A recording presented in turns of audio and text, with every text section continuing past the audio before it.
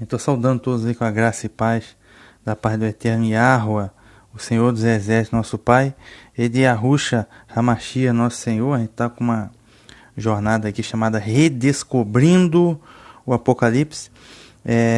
Esse é um episódio complementar e recomendo que todos acessem a playlist Redescobrindo o Apocalipse, onde tem todos os episódios. E temos playlists diversas para os diversos capítulos do livro do Apocalipse. E temos também a playlist sobre a verdade sobre o arrebatamento. Temos a playlist sobre o livro de Daniel, especialmente a 70ª semana do capítulo 9. Enfim, temos playlists só sobre as 7 igrejas do Apocalipse, capítulo 2 e 3. Enfim, temos playlists diversas num estudo bastante completo. Nesse episódio de hoje, nesse estudo de hoje, vamos tratar acerca do anti-Messias, que é vulgarmente conhecido como o anticristo, ok? Então, redescobrindo o Apocalipse, o episódio de hoje é o anti-Messias, né? Que as pessoas conhecem como o anticristo. Então, nesse episódio, a gente vai tratar de uma figura que gera muita polêmica, né? Na história do cristianismo, que eles chamam de o anticristo, né? Que na verdade o termo mais correto é o anti-Messias, tá? Porque Messias vem do hebraico Mashiach, que é o ungido, tá? Que é o filho do Altíssimo, Yahushua Hamashia, Yahushua o Messias. Então o anti-Messias é aquele que faz uma oposição ao Messias verdadeiro, ou aquele que tenta se colocar no lugar do Messias verdadeiro. Então um falso, né? A palavra anticristo já vem do grego, Christos vem do grego e significa coroa do sol, não significa ungido, ao contrário do que vocês possam imaginar. Ungido é Mashiach do hebraico. Cristo é coroa do sol, a crista, coroa do sol. É um termo meio paganizado. Por isso que o mais correto não é o anticristo, mas sim o anti-Messias, tá? Então nesse episódio a gente vai falar sobre o anti-Messias. Tá? Então, quando eu falar anti-Messias, vocês entendem, está falando de o anticristo, está redescobrindo o Apocalipse. Primeiro ponto que a gente precisa entender é o seguinte: o anti-Messias é um homem? Sim, o anti-Messias é um homem. Isso está em 2 Tessalonicenses capítulo 2. No entanto, muita gente confunde o anti-Messias com a besta. A pessoa fala, a besta é o anticristo. Não exatamente, tá? Não exatamente. Eu cito sempre o seguinte exemplo, tá? Imagine uma carreta, uma grande carreta, né? Essa carreta é um homem? Não, a carreta não é um homem. A carreta é uma grande estrutura. Tem motor, tem chassi, tem carroceria, tem as rodas, tem a carga, tem a coisa toda que compõe aquela grande estrutura que é uma carreta. Agora, o motorista da carreta, aquele que conduz a carreta e comanda, é um homem? Sim. Então, o motorista é um homem. A carreta é um homem? Não, a carreta é um sistema que é comandado por um homem ou motorista. A mesma coisa é a diferença. Então, perceba a diferença da carreta para o motorista? A mesma coisa é a diferença do anti-Messias, né, para a besta. A besta é um sistema, né, político, econômico, religioso e militar. É um grande sistema. Esse sistema será comandado por um homem, né? Esse homem é o dito cujo, o anti-Messias, vulgarmente chamado de o anticristo. Então é necessário ter esse discernimento. Muita gente confunde. Então, o anti-Messias é um homem, a besta é um sistema, né, comandado por aquele homem. É assim que a coisa funciona. Então, para a gente entender melhor isso, muita gente confunde Apocalipse capítulo 13, verso 18, né? Que diz assim: aqui é preciso entender, quem é esperto calcule o número da besta. É o número de um homem, o número é 666. Aí muita gente olha, o número da besta é o número de um homem, que é 666. Então a besta é um homem. Não é isso que está dizendo o texto, tá? O texto está dizendo que o número da besta é o número de um homem. Não está dizendo, ou é um número de homem. Não está dizendo que a besta é um homem cujo número é 666. Não está dizendo isso. Está dizendo que o número da besta é o número de um homem, que é 666. Aí, para entender melhor, vá na playlist A Besta, tá? Do capítulo 13 do Apocalipse. Aí você vai entender que esse número é o número da riqueza do rei Salomão, 666. Aí você vai, por isso que é o número de um homem, tá? Aí você vai entender todo o sistema como funciona. Então está dizendo que o número da besta é o número de um homem. Não está dizendo que a besta é um homem cujo número é 666. Então o pessoal confunde o texto, ok? E se você for lá no livro do Apocalipse capítulo 13, né, falando sobre a besta, diz assim, Apocalipse capítulo 13, verso 1, diz assim, ó: vi então uma besta que subia do mar, tinha 10 chifres e 7 cabeças, né? 10 chifres e 7 cabeças, né? Lógico, isso é simbólico. Lá no Apocalipse 17, verso 9 a 11, explica o que são essas 7 cabeças e esses 10 chifres. Aqui é preciso ter inteligência para entender. As 7 cabeças são os 7 montes sobre os quais a mulher está sentada. 7 montes, ou seja, são 7 povos, ajuntamentos, tá? Então, ou seja, como que a besta é um homem se as 7 cabeças são 7 montes, 7 ajuntamentos de povos, né? Porque a besta é um sistema, né? São também 7 reis, no caso aqui 7 reinos, 7 reinos, um sistema, não é um homem, tá? 5 já caíram, um existe e outro não veio, mas quando vier ficará por pouco tempo. Ou seja, 5 reinos das cabeças da besta já vieram, tá? Na época não vê, existe, na época era Roma, e o outro ainda não veio. E tem também, verso 11, a besta que existia não existe mais, ela mesma é o 8º rei, no caso, o 8º reino. E é também um dos 7, mas caminha para a perdição. Então veja, as 7 cabeças são também 7 reinos, né? E o 8º é um dos 7 que retorna. Então como que é um homem? 7 reinos ou 7 reis? E como é que é um homem, né? Não é, tá? Veja bem, o que vai comandar esse sistema na fase final dos tempos, que vai vir a marca da besta, imagem da besta, aquela coisa toda, que vai comandar esse sistema, que é a besta, é o homem, né, que é o líder da coisa, que é o antimessias, conhecido como o anticristo. Então o pessoal confunde besta com antimessias, tá? O antimessias é um homem, a besta é um sistema, ok? Liderado por aquele homem, tá? Só esse primeiro ponto. Segundo ponto, a gente vai lá agora em 2 Tessalonicenses, que é um fundamental. 2 Tessalonicenses capítulo 2, tá? 2 Tessalonicenses capítulo 2, verso 1 a 9, diz assim, ó: agora, irmãos, quanto à vinda de nosso Senhor Yahushua HaMashiach e ao nosso encontro com Ele, pedimos a vocês o seguinte: não se deixem perturbar tão facilmente, nem se assustem como se o dia do Senhor estivesse já para chegar logo.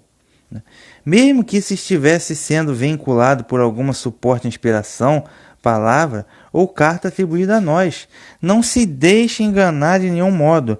Primeiro deverá chegar a apostasia, depois aparecerá o ímpio, o filho da perdição. Ele é o adversário que se opõe e que se levanta contra todo ser que se chama Deus, ou contra tudo que se chama Deus, ou é adorado, né? Chegando até mesmo a sentar-se no templo de Deus e proclamar-se Deus. Veja bem, o começo desse verso, aí essa parte que eu li fala do chegará a apostasia, o homem, o ímpio, o iníquo, o homem do pecado, o filho da perdição. Tá? Esse texto aqui está se referindo ao antimessias, conhecido como anticristo, um homem do pecado, que de fato é um homem, ok?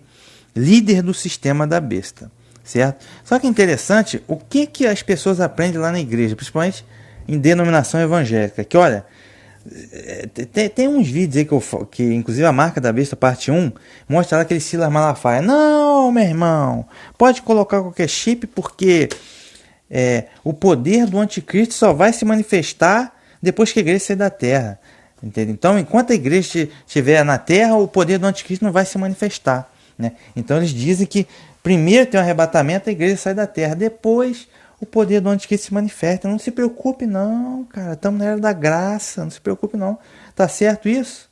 Ó, meu amigo, está justamente o oposto do que está na Bíblia. Tá? O que está dizendo na Bíblia? Ó, 2 Tessalonicenses 1.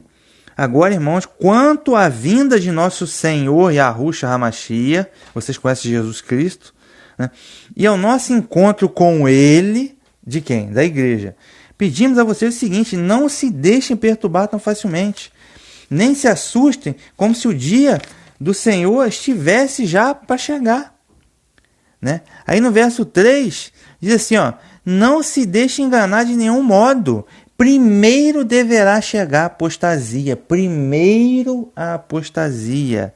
Tá? Depois aparecerá um homem ímpio, o filho da perdição. Então, o que o apóstolo Paulo está dizendo é justamente o contrário do que os pastores ensinam da denominação. Primeiro a apostasia, depois um homem do pecado. Okay? Isso antes do dia do Senhor, antes de nós encontrarmos com Ele. Ó, verso 1 aqui, ó. Quanto à vinda de nosso Senhor Yahushua HaMashiach e ao nosso encontro com Ele, pedimos a vocês o seguinte: não se deixe perturbar tão facilmente, como se o dia do Senhor estivesse já perto. Primeiro chegará a apostasia, depois aparecerá o homem ímpio, o filho da perdição. Tá? Então, ou seja, primeiro aparece o antimessias, tá? Depois é que é o nosso encontro com o Senhor. Okay? Só que o que acontece? A heresia deles, que esses pastores são todos maçons vendidos e vão induzir as pessoas a colocar a marca da besta para ofertar dízimos ou oferta para eles, porque eles são todos maçons, né? Ensino errado, arrebatamento pré-tribulação, arrebatamento secreto. Aí tem aquela coisa do deixado para trás. Ó, deixado para trás do filme. O cara vê o filme, mas não lê aqui a Bíblia. Tá? Ou vai me dizer que tem 2 encontros com ele, com o Senhor. Não. É um encontro só na sua vinda. Primeiro a apostasia, depois o homem do pecado. Ok? Aí, verso 8 aqui do 2 Tessalonicenses 2. Só então se manifestará um ímpio. O Senhor Yahushua o destruirá com o sopro de sua boca e o aniquilará com o esplendor da sua vinda. Tá? O retorno do Messias é visível e glorioso. Leia, desde o Apocalipse capítulo 1, está dizendo isso. Todo mundo o verá. É retorno visível e glorioso. Não existe arrebatamento secreto. Até porque eu já expliquei 1 Tessalonicenses 4, 13 a 18. A única passagem que fala do arrebatamento diretamente. Tá? Primeiro os mortos em Cristo ressuscitam. Depois nós com eles vamos encontrar o Senhor nos ares. Primeira ressurreição é onde? Apocalipse. Final do 19, retorno do Messias. Início do 20, com a primeira ressurreição. Então não existe arrebatamento antes disso, cara. Uma grande heresia, engano do povo. Falsos profetas. Tá? Então aqui é justamente o contrário. Primeiro vai se manifestar o ímpio, o anti-Messias. Depois, né, é que virá o retorno do nosso Senhor, Messias, o Filho de Deus, tá? Para aniquilar o anti-Messias no esplendor da sua vinda. É o que está escrito aqui no texto. Não existe arrebatamento secreto. Tá? Isso é heresia de falsos profetas. Né? Então, esse primeiro engano de a igreja sai da terra, depois aparece o anticristo. É justamente o contrário. Tá? Então esse primeiro engano já foi desfeito. O segundo ponto, vou retomar aqui do verso 3 da 2 Tessalonicenses. Não se deixe enganar de modo algum. Primeiro deverá chegar a apostasia, depois aparecerá um homem ímpio, o filho da perdição. Ele é o adversário que se opõe e se levanta contra tudo que se chama Deus, ou é adorado, chegando até mesmo a sentar-se no templo de Deus e a proclamar-se Deus. Né? Então, está dizendo aqui que ele vai sentar-se no templo de Deus e proclamar-se Deus. Muita gente usa esse verso aqui para dizer, olha, sem contar essa palhaçada do arrebatamento secreto, né? Ele diz, não, vai ter um templo novo em Jerusalém, vamos fazer um templo novo, terceiro templo, e o anticristo vai se assentar nesse templo, ele vai dizer que é Deus, ele vai enganar os judeus, né, e vai se assentar no templo e dizer que é Deus, se proclamar Deus. Ora, no templo físico de pedra construído em Jerusalém. Vamos aos pontos. Haverá um templo físico de pedra em Jerusalém? Ora, a probabilidade é muito forte que sim. Por quê? Porque os judeus já estão articulando isso. É complicado, tem questão da nova ordem mundial, tá? Tem toda uma pressão muito grande disso, que já estão articulando isso de forma muito forte. Então é provável que eles vão fazer um templo lá, ok? De pedra. Pois bem, isso está em algum lugar na Bíblia? Não exatamente. Muitos falam que é a condição para o retorno de Jesus um templo de pedra. Não, absolutamente, está fora. Tá? O que o messiânico que falam aqui, o Messias e Yeshua vai reinar no templo de pedra aqui durante 1000 anos aqui na Terra, não creio nisso, tá? Sinceramente. Outros dizem que é baseado em Apocalipse capítulo 11, né? O início do Apocalipse 11, das duas testemunhas, falar do templo. Não, aquilo é simbólico, essa profecia já se cumpriu na Revolução Francesa, tá? Final do século XVIII, início do século XIX. Durante a Idade Média, essa profecia do Apocalipse 11 já está cumprida, essa parte, ok? Então não diz respeito a isso, tá? Mas quando ele diz aqui que vai assentar-se no templo de Deus, né, eu não creio que esteja se referindo a um templo físico, porque os judeus jamais aceitariam isso. Um homem se assentar no templo e se autoproclamar Deus. Isso, no judaísmo, seria a maior idolatria, tá? Porque o Eterno, como diz Hashem, é invisível. Tá? Então, para o judaísmo, o Messias não é Deus, igual no cristianismo, que tem Pai, Filho e Espírito Santo, essa coisa. Não, no judaísmo não. O Messias é alguém muito importante, que merece até reverência, né? Eles até fazem cortejos para homenagear o Messias, merece homenagens dentro do judaísmo. Agora, se autoproclamar Deus no judaísmo, não, isso está fora de questão. Então, o Messias judeu não poderia fazer isso, seria imediatamente rejeitado, tá? Porque no judaísmo Hashem é invisível, tá? Incorpóreo. Então ninguém pode, um homem se proclamar Deus, isso é inaceitável em qualquer ramo do judaísmo, tá? Então seria um pouco estranho. Eu acho pouco provável essa hipótese, né? Agora, o templo, mas veja bem, o templo que existia na época do rei Salomão era um lugar que apresentava a glória do Criador, a glória de Yahweh, e que habitava o nome dele. Mas Yahweh não habita literalmente, nunca habitou em templo feito por mãos humanas. Isso beira o óbvio. Tá? O templo, que era o tabernáculo terreno, era uma ilustração, né, para nos dar um entendimento do verdadeiro tabernáculo, que é o tabernáculo celestial. Ok? Então, qual é o templo que Deus habita? É o próprio corpo do ser humano, através do Espírito Santo. Okay? Então, esse é o verdadeiro templo, tá? Que a gente tem que cuidar, certo? Então, Deus não habita em templos de pedra, né? Que muitos religiosos aí fazem templo de pedra, você está na presença. Não, Deus não habita em templo de pedra, tá? O ajuntamento da igreja não precisa de um templo de pedra, isso é ridículo. Tá? O templo que o Criador quer habitar no seu próprio corpo, através do Espírito Santo. Só que para isso você precisa desenvolver a fé e buscar a obediência aos mandamentos. Ok? Então esse é o verdadeiro templo que o Espírito Santo deseja habitar, né? Então aí que está a questão. Mas como que o anti-Messias iria fazer essa paródia, né, de querer habitar no templo, no corpo das pessoas? Como isso? Através da marca da besta. Tá? Por quê? Nós estamos caminhando a integração da mente humana com a inteligência artificial, tá? Que é o pensamento de colmeia.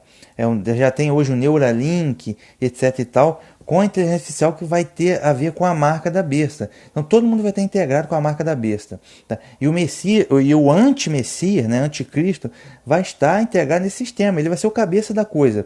Então ele vai literalmente saber o que todo mundo está fazendo, agindo, tá? Ele vai saber. Tá? Muita gente fala do chip, o chip RFID. Né? Não sabemos se o chip RFID será a marca da besta. Né? Possivelmente já temos e teremos tecnologia muito mais avançada, mas todo mundo vai ter que ter a marca. Mas falando especificamente do chip, que o chip RFID é um chip de radiofrequência. Então é uma antena que você tem dentro do seu corpo.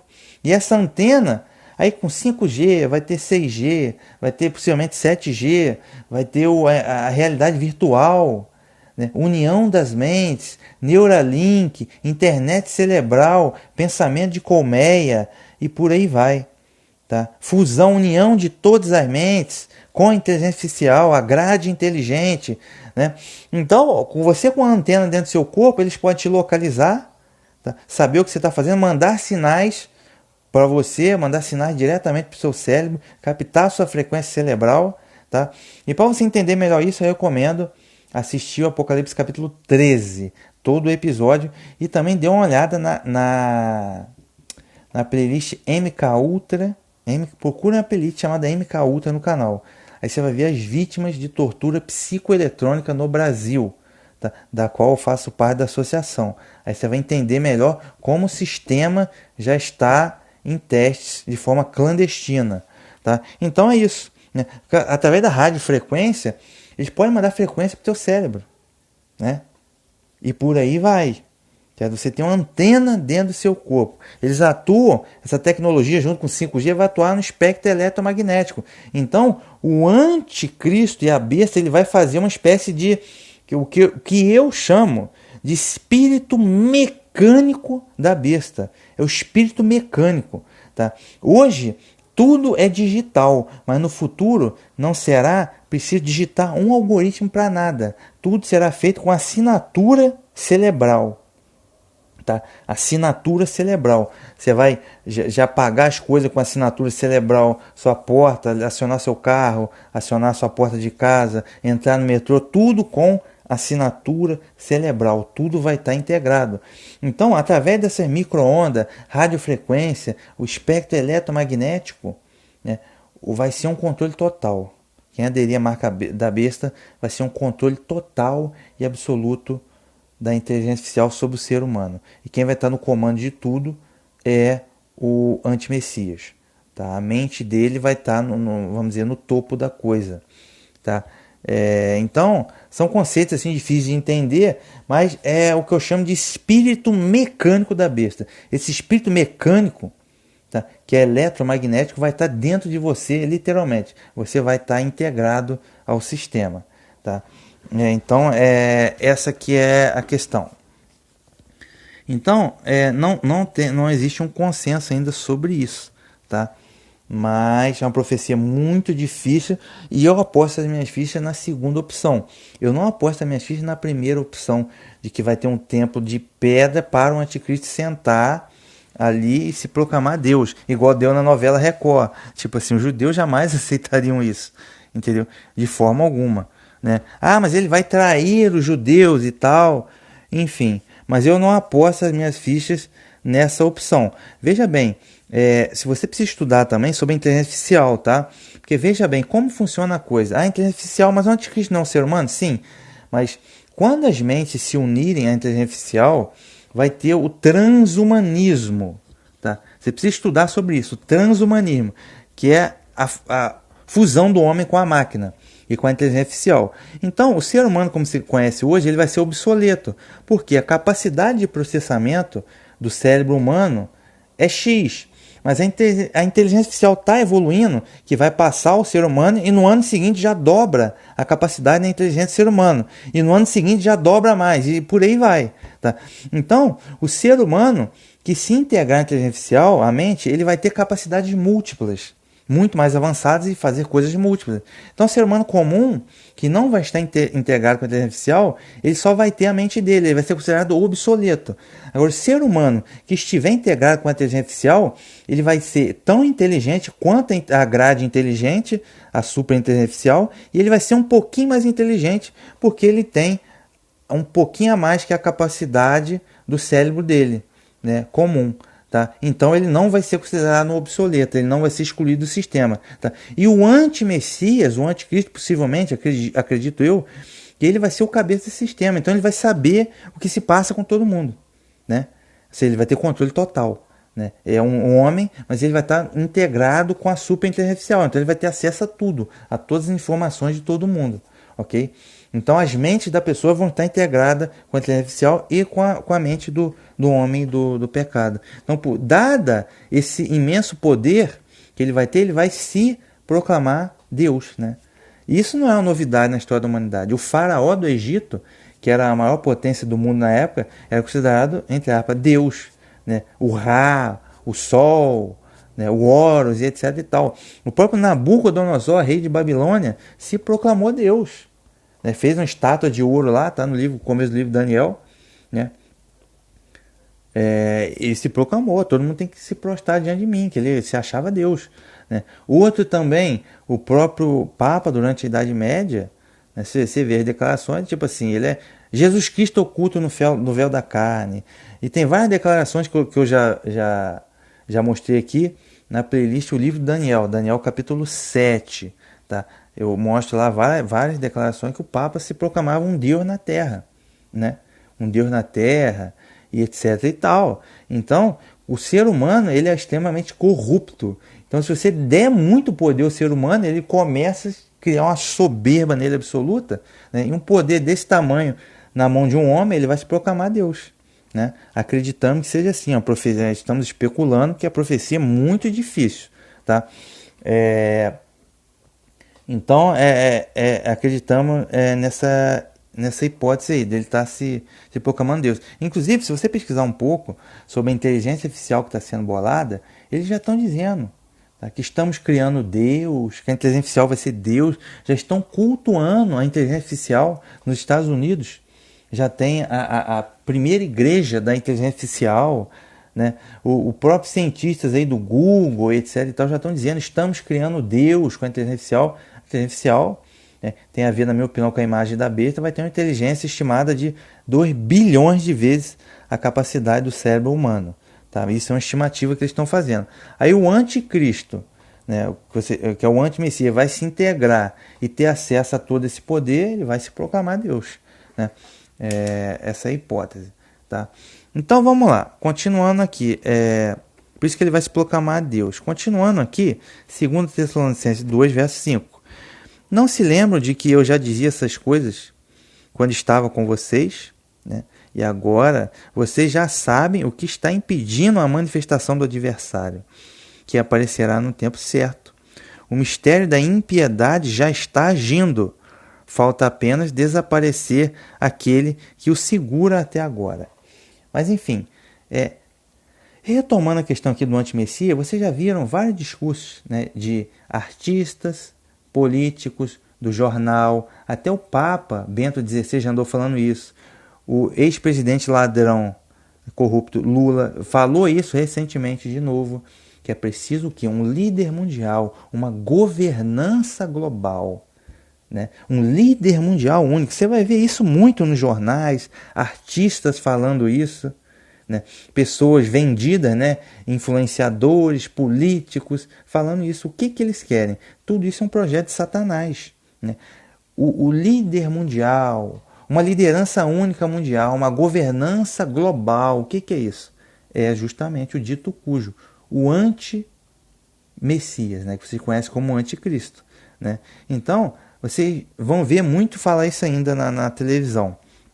Agora, retomando aqui, verso 5, e principalmente verso 6 e 7, o apóstolo Paulo está dizendo que tinha algo que estava impedindo a manifestação do antimessias, né? Verso 6, agora vocês já sabem o que está impedindo a manifestação do adversário, que acontecerá no tempo certo. Então, no verso 6, ele diz que tem algo, e que a igreja de Tessalonicenses já sabia desse algo que estava impedindo a manifestação do adversário, que vai acontecer no tempo certo. Que algo é esse? Né? Então existe muita especulação, ninguém sabe ao certo.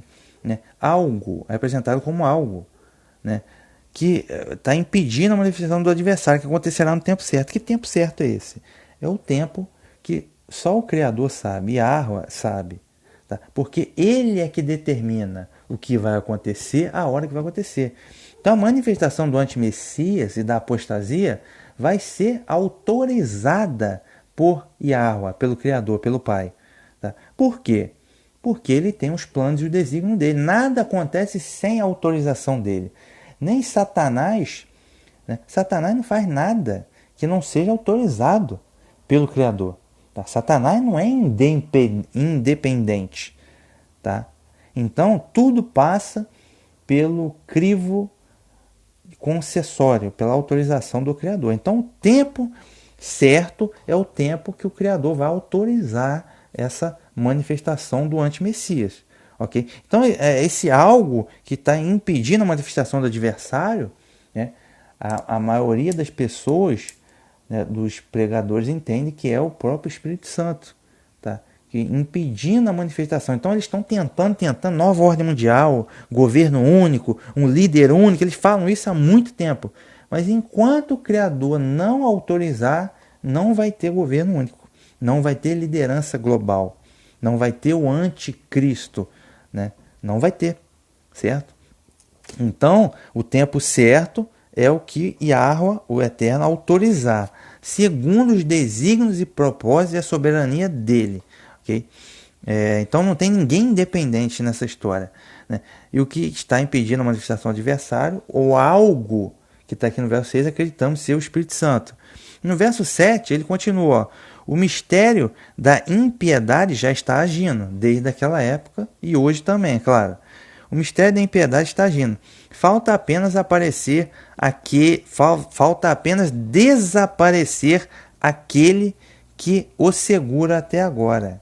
Então, outra coisa complexa é assim, falta apenas desaparecer aquele que o segura até agora. Então, no verso 7, ele não está falando de algo, ele está falando de aquele que o segura. Então, aquele já está dando algo masculino, né?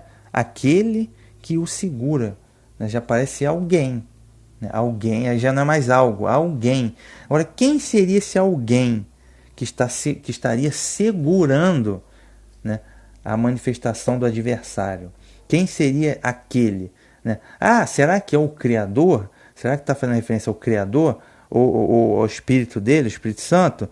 Eu creio que não, porque está dizendo que desaparecer, né? O Criador, ele não desaparece porque ele é onipresente. Ok? Então, quem é esse aquele que deve desaparecer? Aí tem muita especulação. A pessoa fala, o pessoal acreditava, era o governo de Roma. Outros dizem, o anjo Miguel. Então tem muita especulação acerca disso, né? Outros vão dizer, não, aí a turma do arrebatamento pré-tribulação vai dizer, não, é a igreja. Porque quando a igreja sumir, desaparecer, for arrebatada secreto, aí é que o anticristo vai poder agir na terra. Porque enquanto a igreja está aqui, o Espírito Santo está aqui, e o anticristo não pode fazer nada. Só que é o que eu acabei de ler no início do capítulo. Eles não leem, gente, eles não leem nem o capítulo inteiro. Tá? Falsos profetas, eles não conseguem nem ler o capítulo inteiro. Tá? Quem dirá fazer uma exegese? 1 Coríntios 15, 1 Tessalonicenses 4, Apocalipse 19 e 20, Apocalipse 1. Ele não consegue fazer uma exegese, não consegue nem ler o próprio capítulo inteiro. O que está dizendo no começo do capítulo? Ora, 2 do 2 Tessalonicenses. Irmãos, quanto à vinda de nosso Senhor e ao nosso encontro com eles, não se deixem perturbar tão facilmente como se o dia do Senhor viesse agora. Primeiro a apostasia, depois o homem do pecado. Tá? Só então se manifestará o ímpio. E o Senhor Yahushua o destruirá com sobre sua boca e o aniquilará no esplendor de sua vinda. Então, primeiro é o anti-Messias, o anticristo. Depois que é o retorno visível e glorioso do Messias. Ou vai dizer que tem 2 retornos. Ou vai dizer que vamos se encontrar com ele 2 vezes. Tá? Gente, é só ler o começo do capítulo 2. Eles pegam um trecho isolado. E é o contrário, eles têm a doutrina deles, e a doutrina deles eles aplicam na Bíblia, com base na teologia de pinça. Deveria ser o contrário. Então, cara, assim, é brincadeira. Então, essa hipótese que vai, verso 7. Falta apenas desaparecer aquele que o segura até agora. Dizer que isso aqui é o arrebatamento da igreja é ridículo. É só ler o verso 1 e 2. Tá? É só ler os versos anteriores do 2 Tessalonicenses 2. Você vai matar a questão que isso aqui seria mentira. Tá? Então, eu imagino o seguinte. No verso 6, quando ele diz que vocês sabem o que está impedindo a manifestação do adversário. o desígnio do Eterno, é o próprio Espírito Santo, né? Essa manifestação vai acontecer no tempo certo, de acordo com o desígnio e a autorização do Eterno. Já no verso 7, ele não fala de algo, ele fala de alguém, desaparecer aquele que o segura até agora. Eu creio que é aquele que o segura, é um instrumento que o Eterno está usando para barrar a manifestação do adversário. Tá? Agora, quem é exatamente, qual a identidade desse aquele, né? Não sabemos. Né? Agora, o Eterno, ele comanda as circunstâncias. Então, eles querem nova ordem mundial, eles querem governo único, eles querem um líder mundial, mas o Eterno trabalha as circunstâncias. Então, eles podem trabalhar, correr, agir, fazer o que eles quiserem. O Eterno cria as circunstâncias que impedem eles consumarem seu plano. Só quando o Eterno autorizar no tempo certo é que vai acontecer. Então, resumindo, verso 6. O algo que está impedindo é o Eterno, o Espírito Santo. Tá? E o que vai desaparecer é aquele que segura, que o segura até agora, né, é o instrumento que o Eterno está usando. Tá? São as pessoas, estruturas e circunstâncias que impedem a manifestação do adversário. Ok? Dessa parte é uma parte realmente bastante difícil. Aí depois disso, verso 8 do 2 Tessalonicenses 2. Só então se manifestará o ímpio. Senhor Yahushua, o ímpio é o anti-messias, o homem do pecado, o filho da perdição, que vocês conhecem erroneamente como anticristo. O ímpio. O Senhor Yahushua o destruirá com o sopro de sua boca e o aniquilará com o esplendor de sua vinda. Isso vai acontecer lá no Apocalipse 19. A vinda do ímpio vai acontecer graças ao poder de Satanás, com todo tipo de falsos milagres, sinais e prodígios, e com toda sedução que a injustiça exerce sobre os que se perdem, por não terem aberto ao amor da verdade, amor que os teria salvo. Então, repetindo aqui o verso 9, a vinda do ímpio vai acontecer graças ao poder de Satanás, com todo tipo de falsos milagres, sinais, prodígios, e com toda sedução que a injustiça exerce sobre os que perdem. Gente, eu falo sempre aqui contra a mídia podre. O pessoal dá muito crédito para a mídia e pouco crédito para a palavra de Deus, para a Bíblia. Tá? Esses aí vão se perder. Tá? Esses vão se perder na sedução. Tá? Então o cara está vendo novela quando ele podia estar lendo a Bíblia. Gente, não dá para compreender. O cara prefere a sedução do Satanás. Tudo que a mídia fala, o cara acredita como se fosse uma verdade absoluta. E a Bíblia é um livro antigo, cada um interpreta de um jeito, é chato, né? Então esses dão mais crédito para mentira do que a verdade. Então esses, o Eterno vai deixar eles serem seduzidos, né? Aí na hora da tragédia, vão por que Deus permitiu isso, né? Só lembram de Deus na hora da tragédia, cara, impressionante. Então fala sempre da mídia, gente, artistas, influenciadores, a falsamente chamada ciência, que Paulo já falou com Timóteo, cuidado com a falsamente chamada ciência. Tudo isso vai seduzir. O cara não conhece a palavra de Deus, já era. Presa fácil. Continuando aqui. A injustiça que exerce sobre o que se perde, por não terem aberto ao amor da verdade, amor que os teria salvo. Então rejeita a palavra de Deus, vão cair na sedução da mentira, dos enganos de Satanás. Então Satanás ele comanda a estrutura mundial de poder, política, mídia, a falsamente chamada ciência, as universidades, por aí vai. Tá? É assim que a coisa funciona. A música e por aí vai. Verso 11. Por isso Deus manda o poder da sedução agir neles, para que acreditem na mentira. Repetindo. Por isso Deus manda o poder da sedução agir neles, para que acreditem na mentira. Então veja, por mais astuto que o Satanás seja, tá? Mais astuto, por mais sedução que ele provoque, se o Eterno não permitir que a sedução caia sobre você, a sedução não vai cair sobre você. Só que aqueles que são coração duro, não, a Bíblia é chata, é um livro velho, cada um interpreta de um jeito, e o cara vai lá ver novela, e o cara prefere acreditar na televisão do que na Bíblia, aí, meu amigo, já que é assim, dada a dureza do coração dessas pessoas e a falta de fé, o Eterno autoriza e manda a sedução agir sobre eles, para que eles caiam realmente no engano.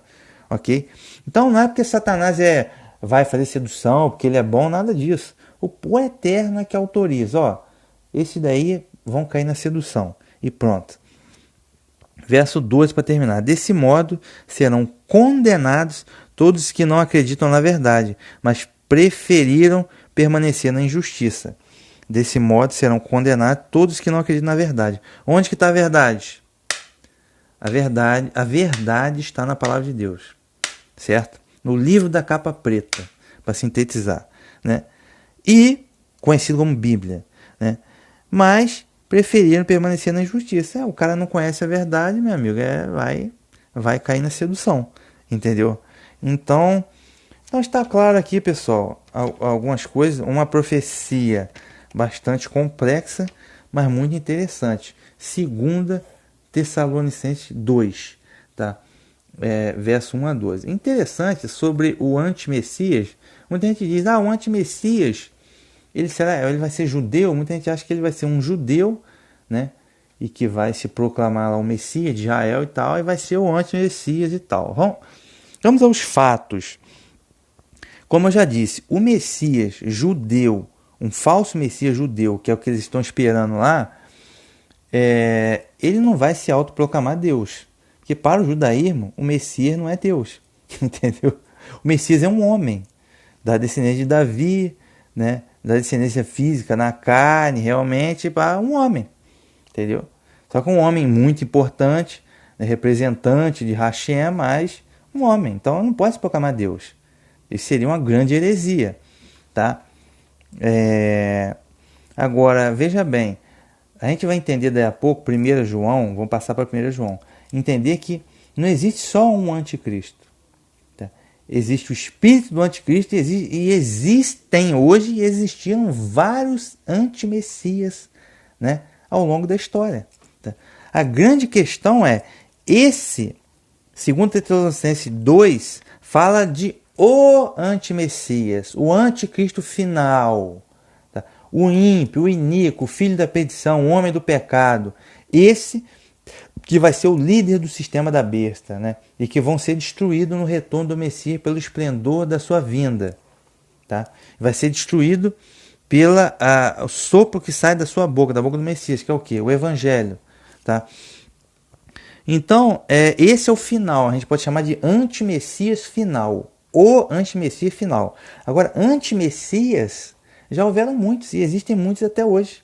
Né? Então, qualquer um que venha e que seja proclamado rei de Israel, o Messias judeu, rei de Israel, ele naturalmente já é um antimessias. Ele já é um antimessias. Tá?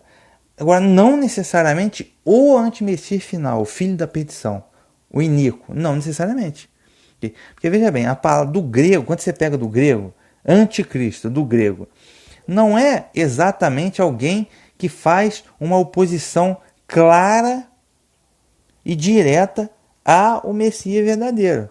Mas significa, do grego anticristo, aquele que se coloca no lugar de. É aquele que se coloca no lugar do Messias. Então, quem se coloca no lugar do Messias, naturalmente já é um anti-Messias. Então, se eles apresentarem um Messias judeu, lá, é da casa de Davi, não sei o que, blá, blá, blá. Se o rabino falar, esse aí é o Messias, né? Ele está se colocando, o rei de Israel, ele está se colocando no lugar do verdadeiro rei de Israel, que é o filho de Deus, e Yahushua HaMashiach, ele está se colocando como rei de Israel, então ele naturalmente já é um anti-Messias, entendeu? Não necessariamente o iníquo, o filho da perdição, mas já é um anti-Messias, porque se colocou no lugar do Messias. Outro exemplo claro é o que aconteceu na Idade Média. O próprio Papa, que o Papa ele tinha uma coroa, e na coroa, na realidade tem, mas ele não usa mais. Acho que não sei se foi João VI, foi o último Papa, e no século XX teve o último Papa que usou a tríplice coroa. E a tríplice coroa em público, ela está escrito Vigário do Filho de Deus. Vigário do Filho de Deus. Como assim? Você está se colocando na condição de vigário do Filho de Deus? Como assim? Então você está se colocando no lugar de filho de Deus. Naturalmente que você ele é um anti-Messias. Né? Ele está se colocando no lugar do Messias, vigário. Desde quando o Messias precisa de vigário? Entendeu? Então ele está se colocando no lugar do Messias. Então naturalmente que ele já é um anti-Messias só por isso. Tá? Para começo de conversa. Outros dizem que o anti-Messias vem do socialismo. Né? Porque o socialismo geralmente vai ter... O socialismo, né, o comunismo, inicialmente ele era totalmente ateu, né, ateísmo. E 16 milhões de cristãos foram mortos só na Ucrânia pelo comunismo de Stalin. Né? E a Igreja Ortodoxa Russa sofreu muito. Foram milhões mortos aí pelo comunismo. Né? Então, esse já seria um tipo de anti-messias diferente, já que já faria uma oposição declarada, né, ao Messias, né, e uma oposição a tudo que se adora a Deus. Né? Já estaria mais de acordo aqui com o verso 4 de 2 Tessalonicenses 2. Ele é o adversário que se opõe e se levanta contra tudo que se chama Deus. Né? Mas aí, no segundo ponto, ele se proclama Deus, aí já não seria mais o ateísmo, porque o ateísmo não acredita em Deus. Né? Então, assim, é o complexo, né? Mas o comunismo muda ao longo da história. Então, talvez eles possam querer fazer uma religião aí gnóstica universal, né? Não sabemos. Agora, é muito complexo, então está em aberto, né? Acerca da identidade, né, do anti-messias. Tá? Outro ponto interessante, eu vou retomar depois disso, eu acho. Daniel 7, Apocalipse 3, falar da Idade Média, do papismo e da Idade Média. Eu vou deixar isso, aí a gente vai entender um pouco do conceito da besta e do anti-messias. Tá? Muita gente diz, ou senão outros dizem, o anticristo é o Papa. O anticristo é o Papa. Né? Tem fundamento isso? Veja bem. Tem, se você entender que a besta era e já não é mais. Tá? A besta já não é mais, porque ela recebeu uma ferida mortal e ela vai retornar agora. Tá? Aí você precisa entender o Apocalipse 13 e 17, principalmente a primeira metade do Apocalipse 13, que é a besta que era. Tá? A fase histórica da besta já passou durante a Idade Média. Tá? E tinha um sistema, uma religião mundial, né? E o líder dessa religião mundial era o Papa. Né? E isso está explicado lá em Daniel capítulo 7 também, no mistério do pequeno chifre. Então, o líder do sistema mundial, a maior potência mundial, o líder político e religioso, e que se proclamava o vigário do Filho de Deus, era o próprio Papa. Então, o Papa, na Idade Média, era um anticristo fortíssimo, né? E comandava tudo. Então tem a ver também. Agora, se o Papa, como dizem os adventistas, que o papado vai voltar naquela força toda da Idade Média, eu acho pouco provável. Tá? Mas, sim, não vai ter mais Inquisição, né? Mas vai ter ecumenismo religioso. E a Igreja Católica é um dos que encabeça o ecumenismo religioso. Então, até o Papa não é uma peça fora do baralho, né? O Messias, o falso Messias judeu também não é peça fora do baralho, que quem comanda o mistério da segunda besta, conhecido como falso profeta, que também não é um homem, é uma estrutura, quem comanda os bancos, inclusive o Banco Mundial, são todos banqueiros judeus. Então eles estão por trás da marca da besta, a sinagoga de Satanás. Né? Então não é peça fora do baralho. O socialismo também não é peça fora do baralho, porque a nova ordem mundial é um governo de esquerda. Tá? Então também não é peça fora do baralho. Então não dá para a gente lacrar. Né? Não dá para fazer uma lacração. Então, muitas vezes o adventista crava, é o Papa. Mas é porque eles entendem a Idade Média com a roupagem, eles não entendem o conceito. Tá? O Papa é só uma roupa.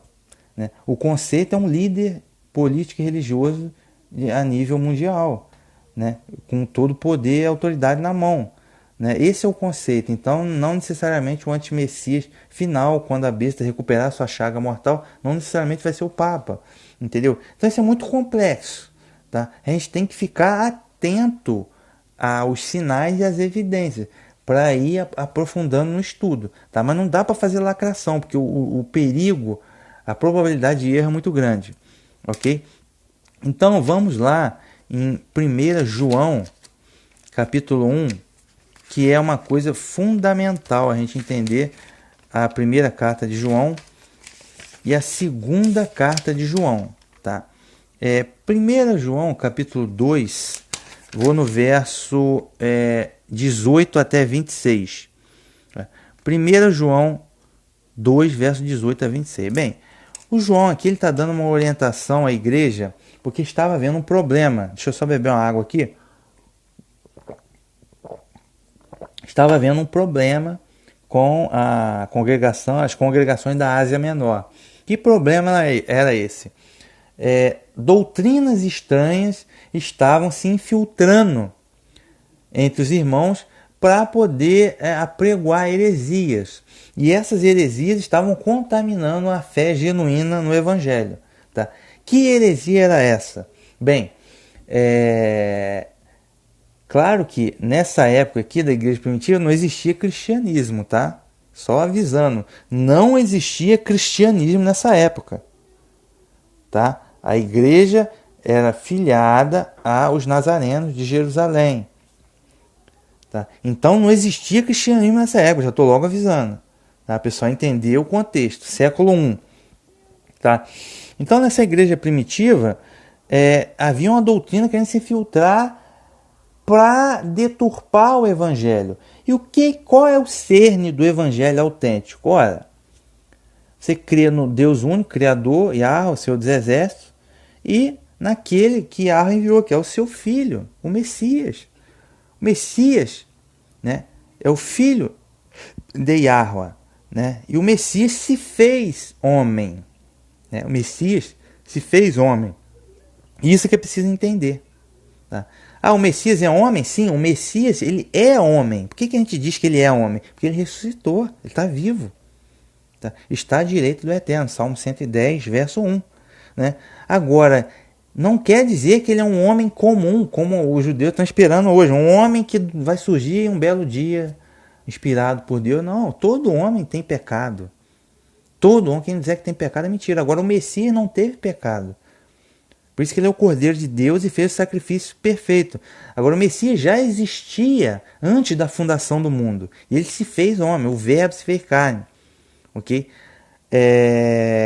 Aí muita gente diz, não, principalmente alguns messiânicos, né? Não, que ele já existia nos planos do Eterno. Mas peraí, ele diz, saí do mundo, saí do Pai e vim ao mundo. Outra vez, saio do mundo e volto ao Pai. Como é que você volta a um lugar que você nunca esteve antes? Entendeu? Mas enfim, não vou entrar nesse mérito. Agora, esse é o Messias. Então você tem que ter fé nos méritos do Messias, que é o caminho, a verdade e a vida, no sacrifício que ele fez, para você alcançar o perdão, a expiação dos pecados e alcançar a vida eterna. Ok? Esse é o cerne do Evangelho, esse é o cerne da Bíblia. Tá? Agora, se você não acredita nisso, não tem salvação. Tá? Essa é a fé salvífica. Ok? Então, esse é o ponto que a gente tem que acreditar. Não depende do seu mérito, não é mérito seu, é pela graça do Eterno. Não é esforço seu. Tá? Muita gente acha que é bonzinho, vai fazer um belo esforço, vai fazer caridade, vai ser justo e Deus vai te salvar porque você é bonzinho. Não, aí você está negando o sacrifício do Messias. Aí não é graça, é mérito. Entendeu? Aí não é graça, é mérito. Salvação é pela graça. Então os méritos da salvação são todos do Criador. Você pode desenvolver a sua salvação pelas obras da fé. Aí o seu galardão é cada um de acordo com o que desenvolveu, com as obras da fé. Agora, a salvação em si é graça, meu amigo. Entendeu? Essa que é a grande questão.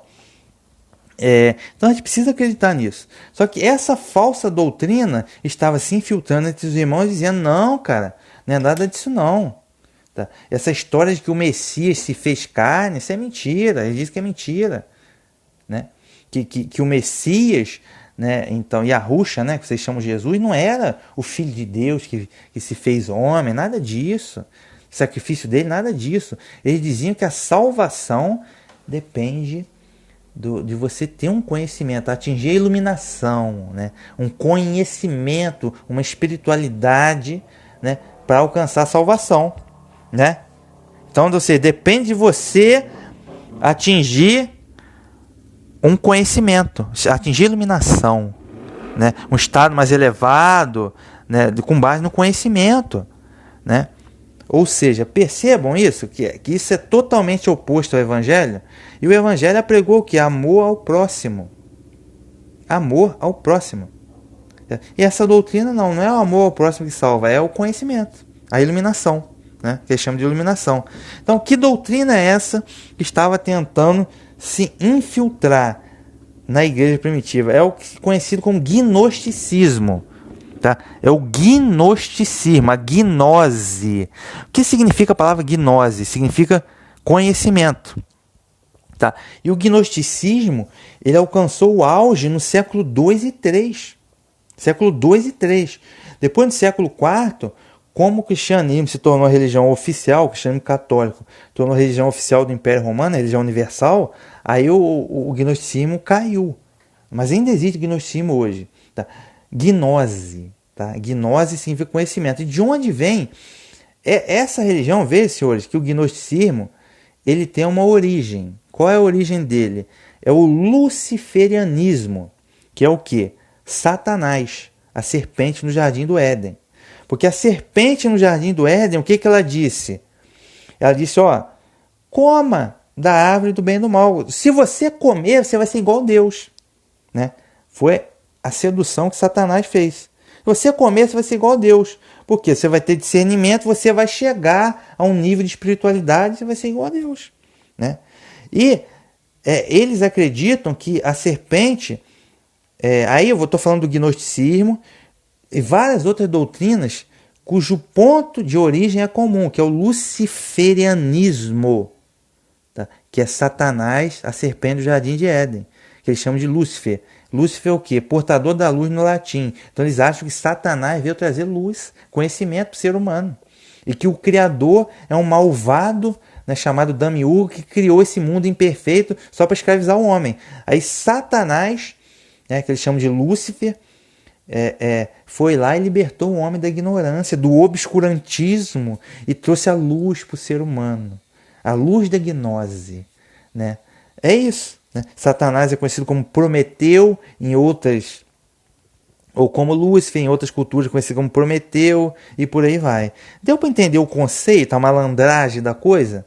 Então, o que Satanás prometeu para o homem? Autoconhecimento, iluminação. Você vai ser igual a Deus. Né? Se você desobedecer, consequentemente, o homem caiu no pecado, né? E o homem morre, tornou-se um ser mortal. Então percebam que essa doutrina é totalmente oposta à verdade do Evangelho. Entendeu? E você está falando de gnosticismo, estou falando do hermetismo, tá? Também que é a mesma coisa. Estou falando de uma instituição chamada maçonaria, tá? Que a maçonaria crê nisso também. É o conhecimento. E de todas as ordens e religiões iniciáticas que se baseiam em iniciação. Tá? É tudo a mesma, tem uma origem comum, que é o luciferianismo. Tá? Então a maçonaria começa com a iniciação. Você é iniciado. Iniciado em quê? Na gnose. Tá? E à medida que você vai galgando degraus, do 1 ao 33, você vai ganhando conhecimento, que eles chamam de gnose. E no grau 33, você chega ao máximo, que é a iluminação, a chama do conhecimento, que eles chamam de centelha divina. Né? Você chegou ao clímax do conhecimento, ao grau 33. Né? Da maçonaria, a Mork, Illuminati, também dos Illuminati. Né? Vejam, é tudo a mesma porcaria, é o mesmo conceito. Tá? Bruxaria, hermetismo, você começa e iniciou, aí você vai galgando os degraus até chegar ao degrau máximo, a chama do conhecimento, você alcançou a luz. Isso, e o que é essa luz que eles falam? É Lúcifer. Lúcifer, a serpente do Jardim do Éden, que veio trazer o conhecimento. Essa serpente é conhecida no hinduísmo como Kundalini. Aí tem a questão toda dos chakras, da coluna vertical, das 33 vértebras da coluna vertical, das 33 degraus da maçonaria, blá, blá, blá, que é tudo a mesma porcaria. Tá? É tudo a mesma porcaria. Você vai ter um autoconhecimento e vai chegar na iluminação. Tipo assim, com base nesse conhecimento, nessa gnose. Né?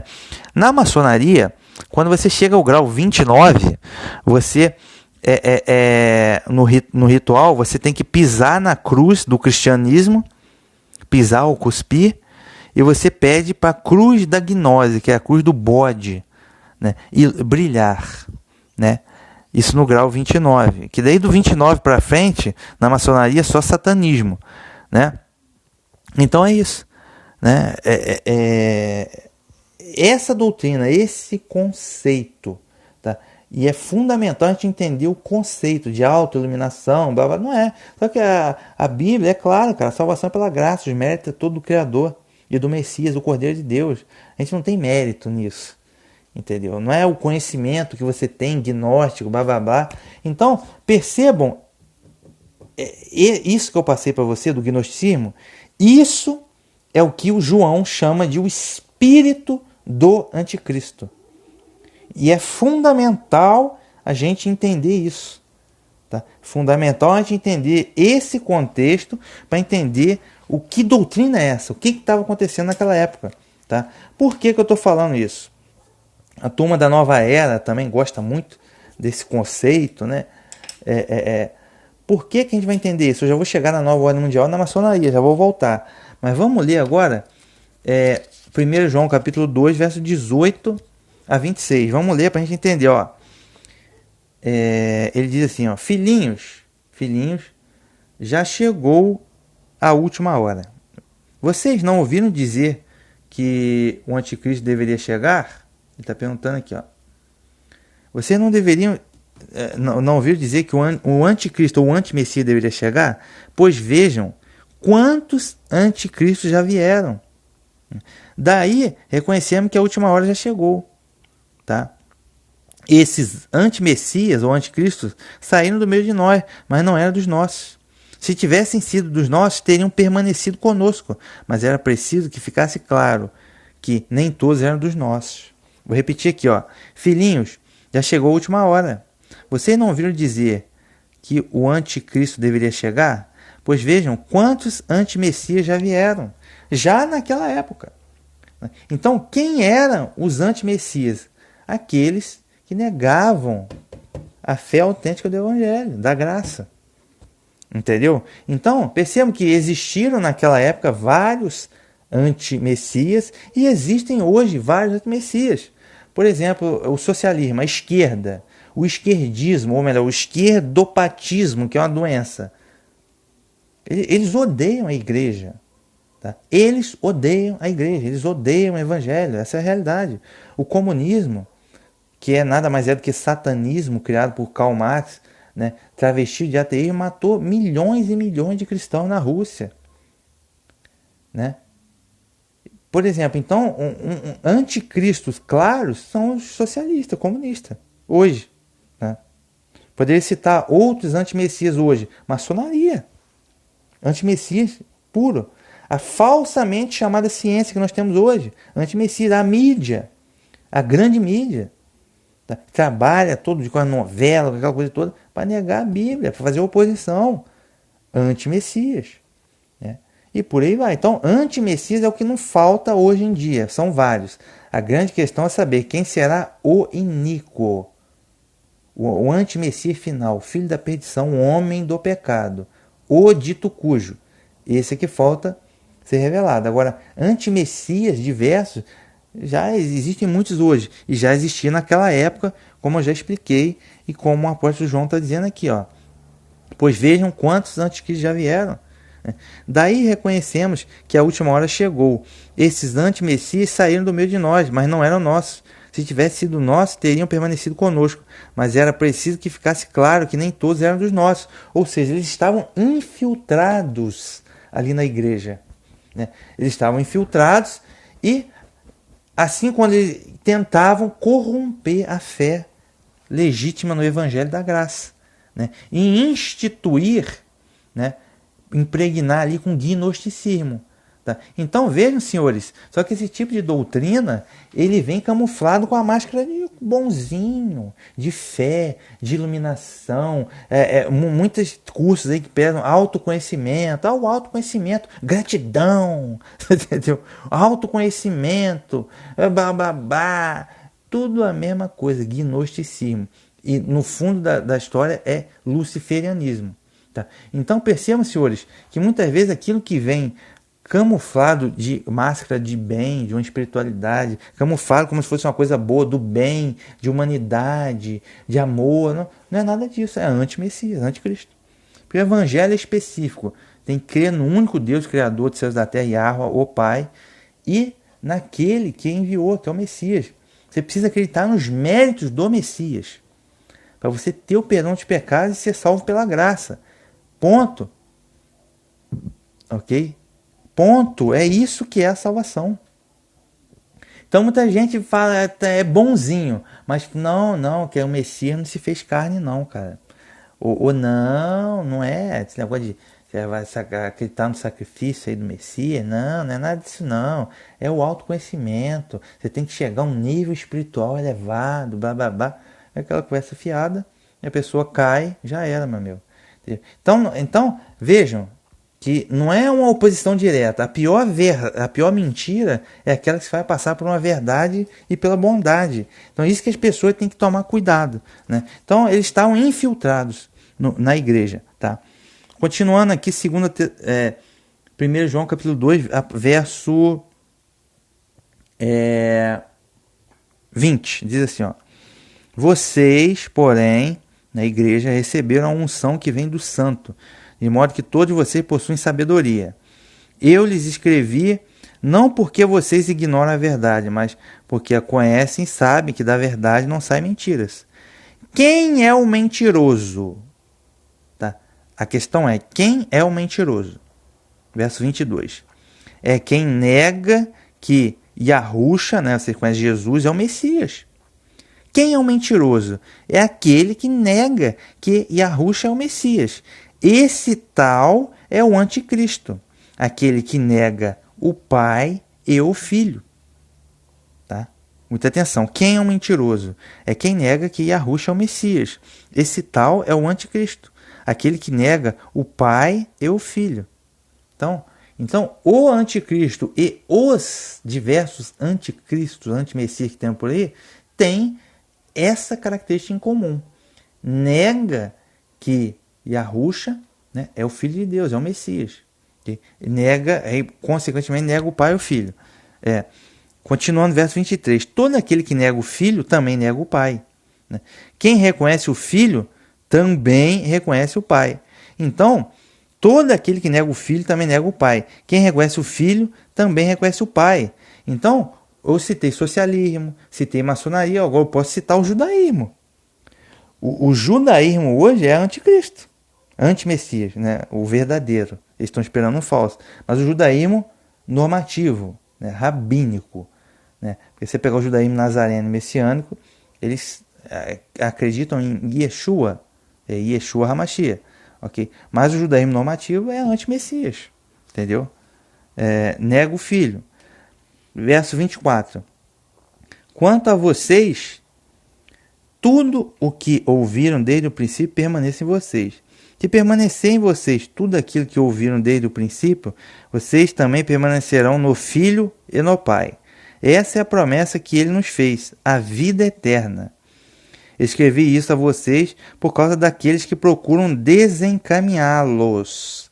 Quem é que está procurando desencaminhar? Aqueles mesmos que no verso 19 saíram do meio de nós, que ele diz. Mas não eram nós, eram os que estavam infiltrados. Tá? Verso 27.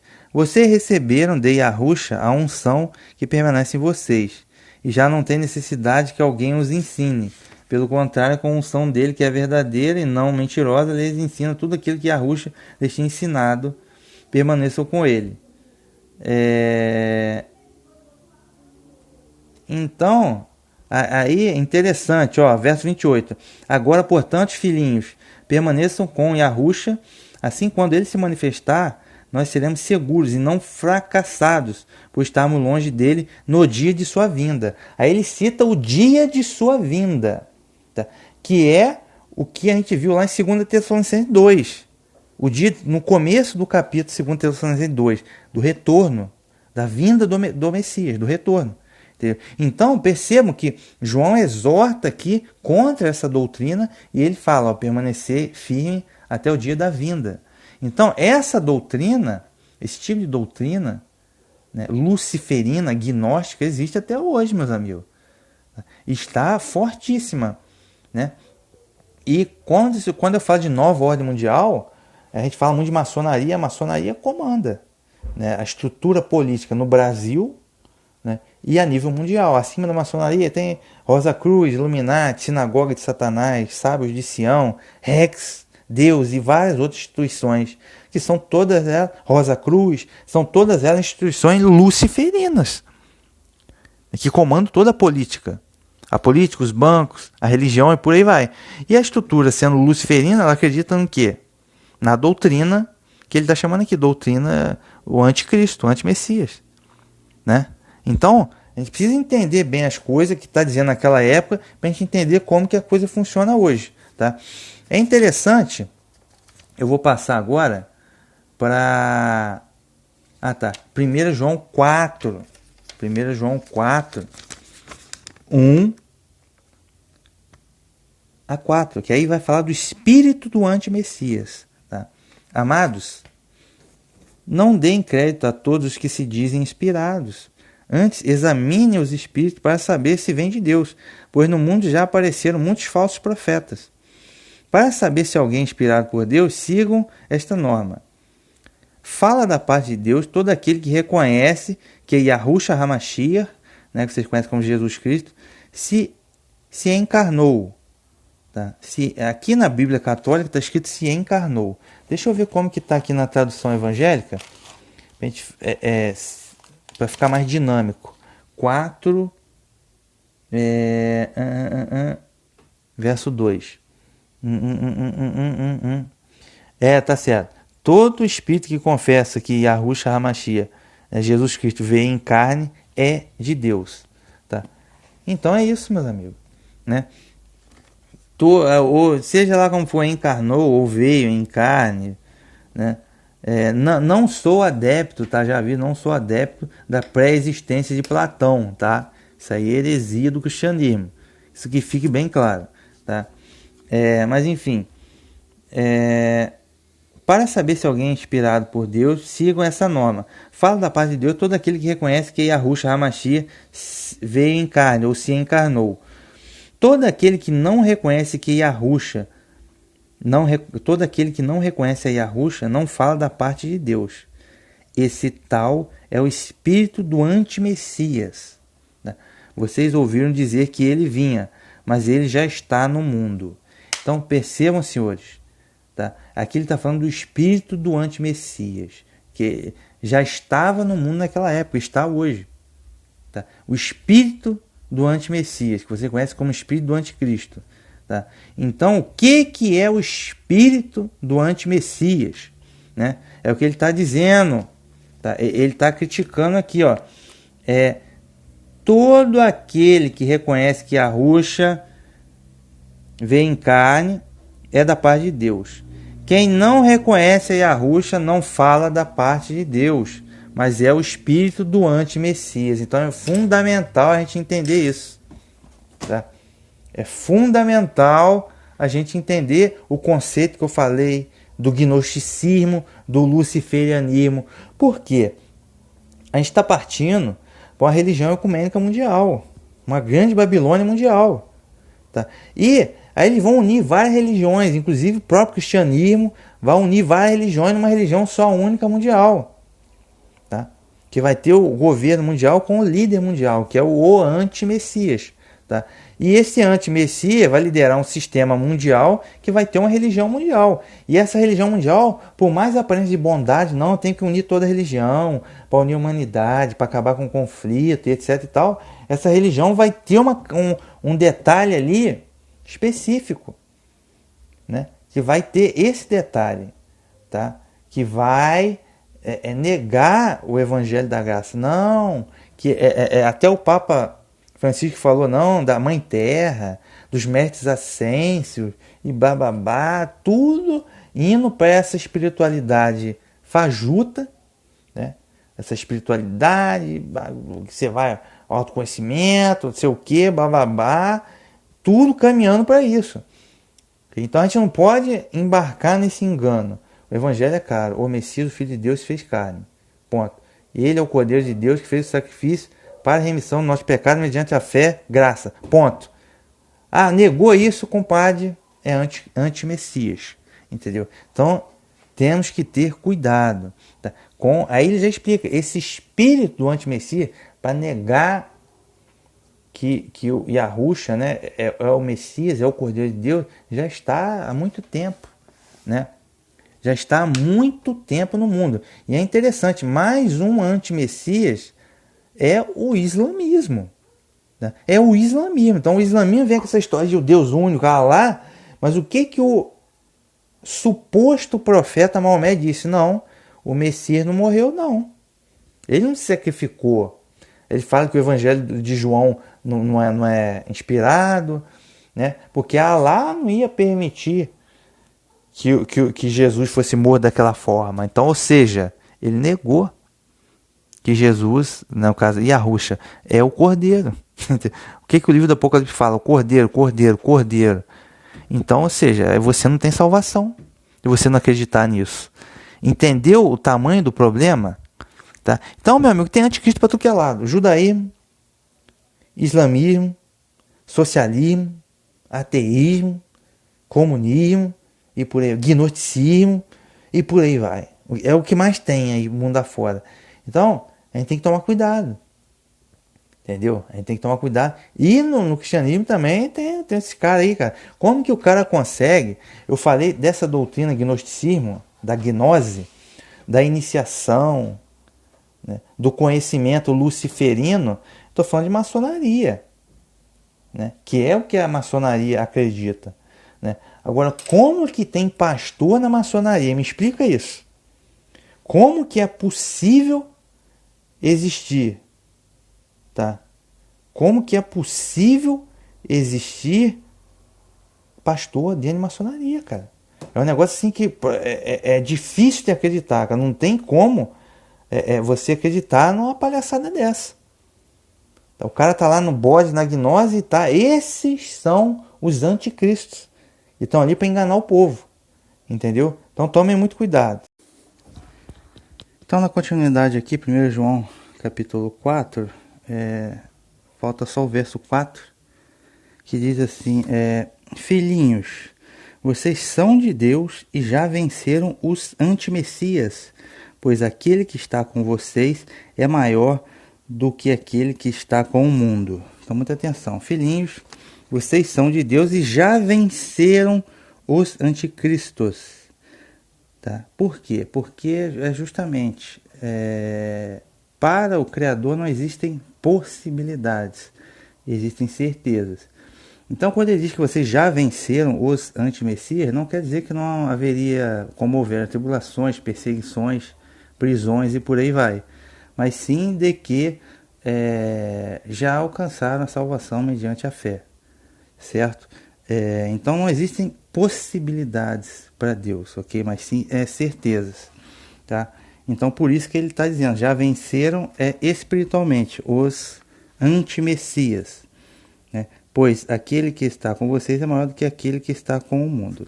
Então, nessa primeira carta em João, daqui a pouco a gente vai ver a segunda carta de João, ele traz no plural os antimessias, ou os anticristos, são aqueles que fazem oposição à sã doutrina, tá? do Evangelho da Graça.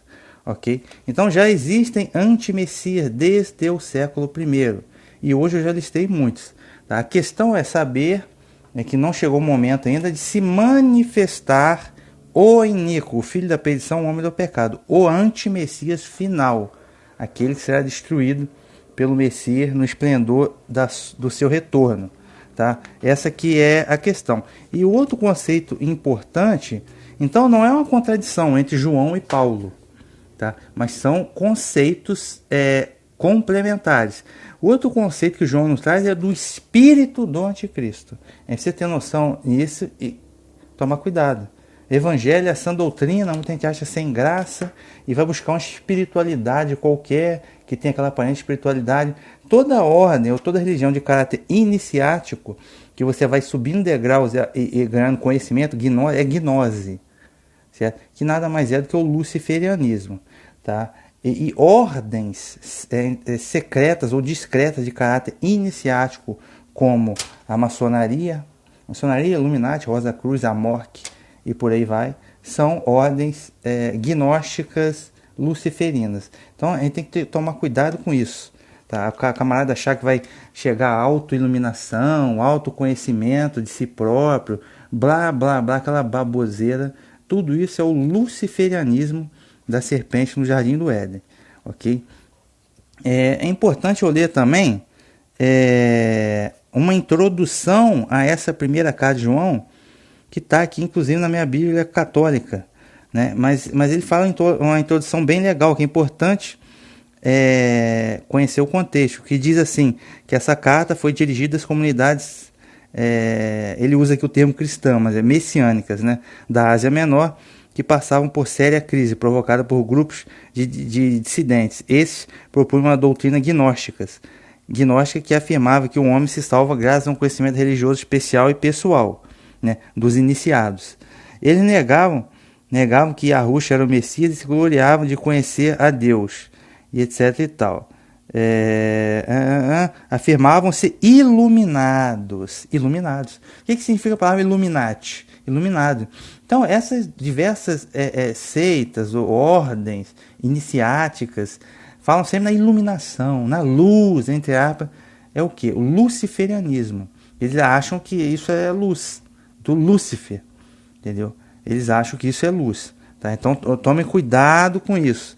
Né? Vem com aquela cara de cordeirinho, manso, de fé, de bondade, mas isso aí é luciferianismo. Não davam importância ao amor ao próximo e achavam que afirmavam-se iluminados, né? O conhecimento gnóstico. Deixa eu ver aqui mais algum... Bem, basicamente é isso. Daí o perigo de negar que Yahushua, né, que eles chamam que Jesus é o Messias, o Filho de Deus, que viveu e deu sua vida pelos homens. E isso você tem que crer. Tá? Que Yahushua, né, é o Messias, Filho de Deus, que viveu e deu sua vida entre os homens. Se você não crê nisso, amigo, não tem salvação. Tá? Aí não é graça. Tá? Graça mediante a fé. Deixa eu ver aqui. E essa carta ele fala muito de amor, né? Amor ao próximo e tal. E cumprir os mandamentos, né? E amor ao próximo. Tá? Então não é um conhecimento iluminado que você vai ter que vai te dar salvação. Muito cuidado com isso. É importante a gente ir também em 2 João, que é uma problemática semelhante que está acontecendo em 2 João, capítulo único, né? Verso 1 a 6. Diz assim, ó, o ancião, a senhora eleita, no caso a igreja. O ancião, a senhora eleita e a seus filhos, a quem amo sinceramente. Não apenas eu, mas todos os que conhecem a verdade. Por causa da verdade que permanece em nós, estará conosco para sempre. 6 a 11, desculpe. 6 a 11. O amor consiste nisso, em viver conforme os mandamentos dele. Tá? Viver conforme os mandamentos. Muita gente está em igreja e só quer saber de festa. Não conhece nenhum mandamento, não faz questão de aprender e não faz questão de cumprir. Tá? Para eles, igreja é festa e a música alta. Tá? O cara não quer estudar, não quer aprender, não quer cumprir mandamento. Tá? Para ele nem existe mandamento para ele.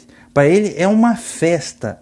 Tá? E música alta e discurso de emocionalista, de motivacional. Não é, meu amigo. Tem mandamento para cumprir. Tá? Tem mandamento para cumprir. O amor consiste nisso, em viver conforme o mandamento dele. E o primeiro mandamento, como aprenderam desde o princípio, é que vocês vivam no amor. Tá? Continuando. Porque muitos sedutores que não conhecem Yahushua como Messias encarnado, espalharam-se pelo mundo. Eles são o sedutor, o anti-Messias. Né? Mais uma vez, em 2 João, ele apresenta o conceito anti-Messias no plural, como várias pessoas que fazem objeção, que são os sedutores, que fazem objeção à sã doutrina. Qual é a sã doutrina? repetindo aqui, ó, não reconhecem Yahusha como Messias encarnado, tá? Espalharam-se pelo mundo esses sedutores. Como eu disse, ele está se referindo ao gnosticismo. O gnosticismo realmente se espalhou pelo mundo. No século 2 e 3 chegou ao auge, tá? Verso 8. Tomem cuidado para não perderem o fruto dos nossos trabalhos, mas ao contrário, para receberem plena recompensa. Todo aquele que avança e não permanece no ensinamento do Messias não possui a Deus. Aquele que permanece no ensinamento é o que possui o Pai e o Filho. Se alguém chega até vocês sem ser o portador desse ensinamento, não o recebam na casa de vocês, nem o cumprimentem. Aquele que o cumprimentar estará participando de suas obras más. Então, a advertência aqui do apóstolo João é clara, ok? A advertência é clara. Então, vale a pena a gente repetir o verso 7 até o verso 11, né? Muitos sedutores que não conhecem Yahusha como Messias encarnado, tá? Isso aqui eu estou lendo a Bíblia católica. Deixa eu ler aqui uma Bíblia evangélica para ver como que está esse verso 7, né? Verso 7 2 João, capítulo único, verso 7. Porque já muitos enganadores pararam pelo mundo, os quais não confessam que Jesus Cristo veio em carne. Esse tal é um enganador e o anticristo, tá? Então, tome muito cuidado com esse conceito, tá? Porque amanhã depois vai aparecer, a ciência descobriu que qualquer coisa, que Jesus não era aquilo, e etc e tal, e blá blá blá, e descoberta arqueológica, para convencer, para seduzir os incautos a cair na religião mundial que eles estão preparando. Então essa religião mundial ecumênica vai ter essa característica aí, desse espírito do antimessias, do anticristo. Tá? Vai vir com a aparência de bondade, mas tecnicamente negando a sã doutrina, né? Negando o Messias. Então isso é que tem que ter cuidado com a sedução, né? Tomem cuidado para não perderem o fruto do nosso trabalho, mas ao contrário, para receberem plena recompensa. Todo aquele que avança e não permanece no ensinamento do Messias não possui a Deus.